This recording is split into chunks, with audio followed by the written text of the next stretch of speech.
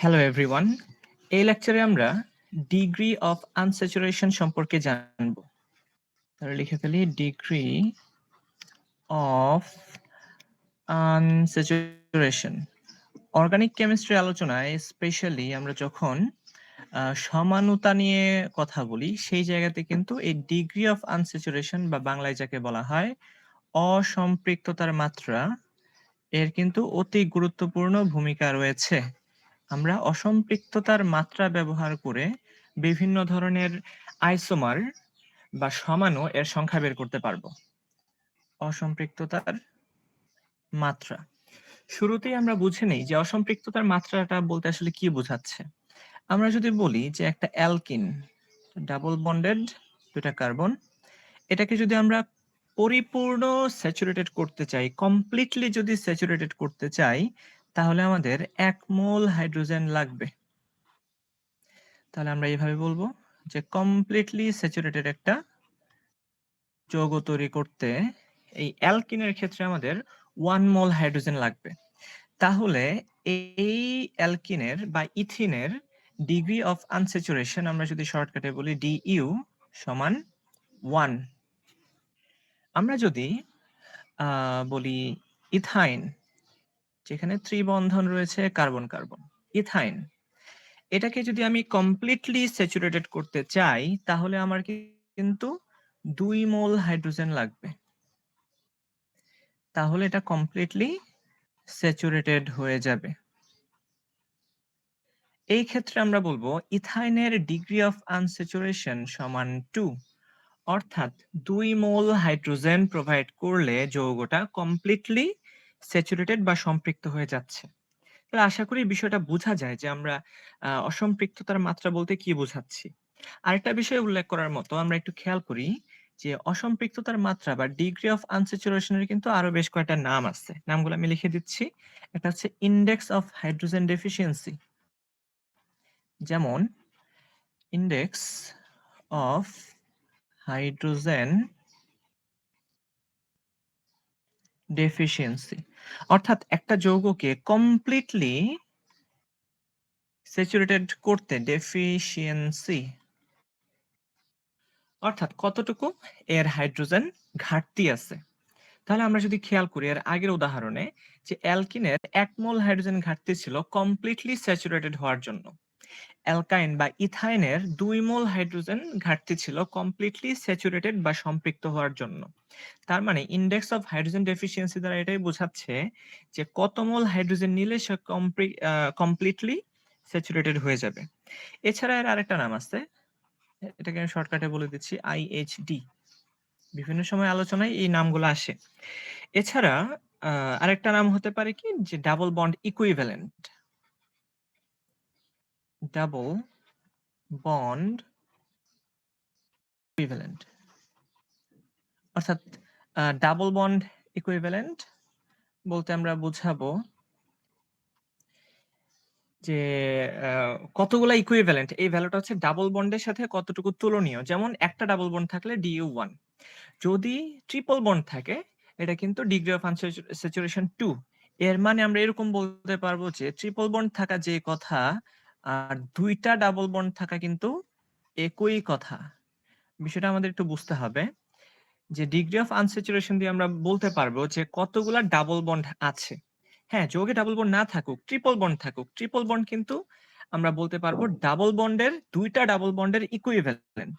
এটারও কিন্তু degree of unsaturation 2, দুইটা ডাবল বন্ডের ইকুইভ্যালেন্ট, তাই কিনা এটা কিন্তু বলা যাচ্ছে।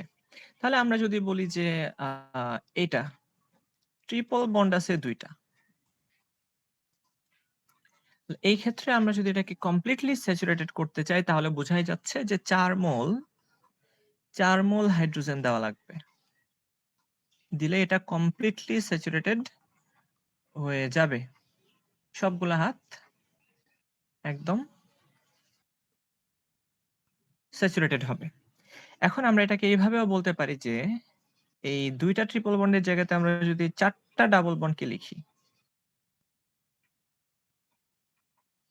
যৌগ আলাদা হয়ে যাচ্ছে কিন্তু আমরা জাস্ট এই শব্দটাকে বোঝানোর জন্য আমরা ইকুইভ্যালেন্টটা ব্যবহার করতেছি।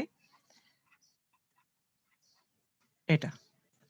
অর্থাৎ ২ টা ট্রিপল বন্ডের পরিবর্তে আমরা ৪ টা ডাবল বন্ড লিখলেও কিন্তু আসলে এর হাইড্রোজেন ডেফিসিয়েন্সি ইনডেক্সটা সেমই হবে। এই কারণে আমরা বলতে পারি যে double bond equivalent DBE double bond equivalent. এছাড়া আনস্যাচুরেশন ইনডেক্স এই ওয়ার্ডগুলো আমরা খুঁজে পাবো। এই টার্মগুলো আমাদের জানা লাগবে। আনস্যাচুরেশন ইনডেক্স ঠিক আছে, আমরা আরেকটু সামনের দিকে যাই। যদি আমরা বলি যে এই যৌগটা এর নাম সাইক্লোপ্রোপেন, এটাকে আমরা হাইড্রোজেনের সাথে বিক্রিয়া করালে নিকেল অথবা প্লাটিনামের উপস্থিতিতে তাপ দিব, হাইড্রোজেনের সাথে বিক্রিয়া করাবো, দেখা যায় কি যে সাইক্লোপ্রোপেনটা নরমাল প্রোপেনে কনভার্ট হয়।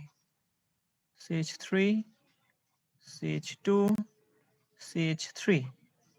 সাইক্লোপ্রোপেনের আণবিক সংকেত C3H6, বাট এটা হচ্ছে C3H8। তার মানে কি যে সাইক্লোপ্রোপেনটাও কিন্তু ওয়ান কাইন্ড অফ আনস্যাচুরেশনের মতোই, অর্থাৎ অ্যালকিনের মতোই। আমি যদি এটা আঁকি ডাবল বন্ড CH2, এটারও কিন্তু আণবিক সংকেত এটাই হবে C3H6, এবং সেম ভাবে হাইড্রোজেনের সাথে বিক্রিয়া করালে এটা ইথেন তৈরি করবে। তার মানে আমরা এটা বুঝতে পারছি যে একটা রিং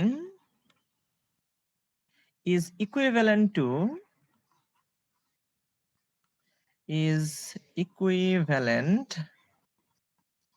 to কি হবে a double bond।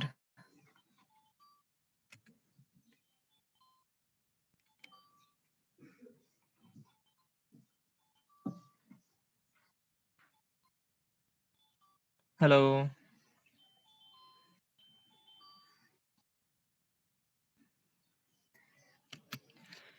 তাহলে আমরা কি বুঝলাম যে একটা রিং কিন্তু একটা ডাবল বন্ডের ইকুইভ্যালেন্ট। সেই হিসেবে আমরা বলতে পারবো, আচ্ছা আমি যদি আরেকটা পেজ নিয়ে নেই,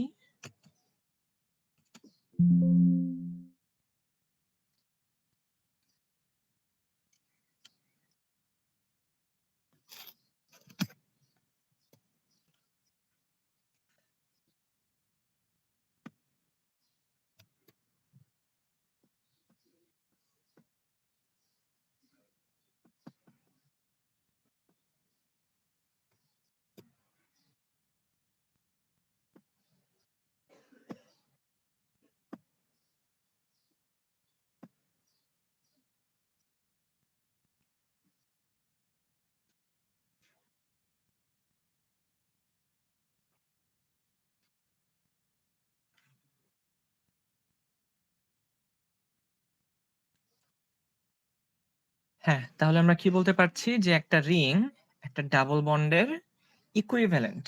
তাহলে আমরা যদি টোটাল ডিগ্রি অফ আনস্যাচুরেশন অথবা ইন্ডেক্স অফ হাইড্রোজেন ডেফিসিয়েন্সি, অথবা আমরা আরেকটা বলতে পারবো কি যে ডাবল বন্ড ইকুইভ্যালেন্ট, অথবা আনস্যাচুরেশন ইন্ডেক্স যেটাই বলি না কেন, এটা দ্বারা আমরা বুঝতে পারতেছি যে কত সংখ্যক পাই বন্ড রয়েছে প্লাস কয়টা রিং রয়েছে আমাদের যৌগে। Total pi bond plus ring, এই সংখ্যাটাকেই কিন্তু আমরা ডিগ্রি অফ আনস্যাচুরেশন বলতে পারবো। ঠিক আছে, তাহলে আমরা যদি বলি যে বেনজিনের ডিগ্রি অফ আনস্যাচুরেশন বা ইন্ডেক্স অফ হাইড্রোজেন ডেফিসিয়েন্সি কত, তাহলে আমরা লিখতে পারবো যেহেতু এর মধ্যে 3টা পাই বন্ড রয়েছে তাই 3 পাই বন্ডস প্লাস এর মধ্যে একটা রিং আছে, তাহলে আমরা বলবো 3 + 1 = 4।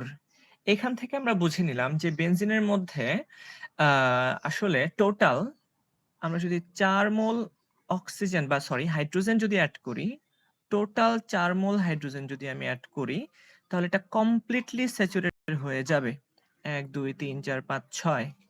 তার মানে বেনজিন থেকে একদম n হেক্সেন তৈরি করবে। টোটাল স্যাচুরেটেড করার জন্য কত মোল ইয়ার দরকার।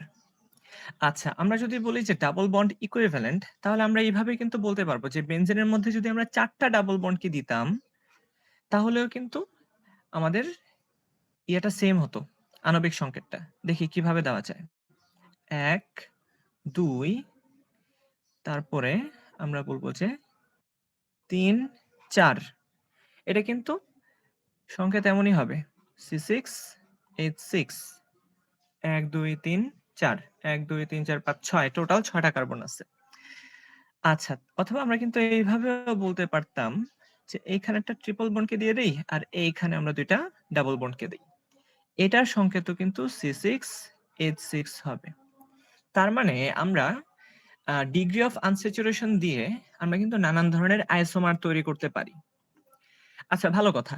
আমরা স্ট্রাকচার জানতে পারলে বা স্ট্রাকচার যদি আমাদের জানা থাকে, তাহলে ডিগ্রি অফ আনস্যাচুরেশন খুব ইজিলি বের করতে পারি। কিন্তু যদি স্ট্রাকচার জানা না থাকে, যদি ডিরেক্ট আণবিক সংকেতটা দিয়ে দেয়, তাহলে আমরা ডিগ্রি অফ আনস্যাচুরেশন কিভাবে বের করব? এটা থেকে আমরা কিভাবে বের করতে পারি ডিগ্রি অফ আনস্যাচুরেশন? এখন আমি জাস্ট সূত্রটা লিখে দিব। এর পরের লেকচারে আমরা দেখব যে এই সূত্রটা আসলে কিভাবে কাজ করে বা এই সূত্রটা কিভাবে আসলো।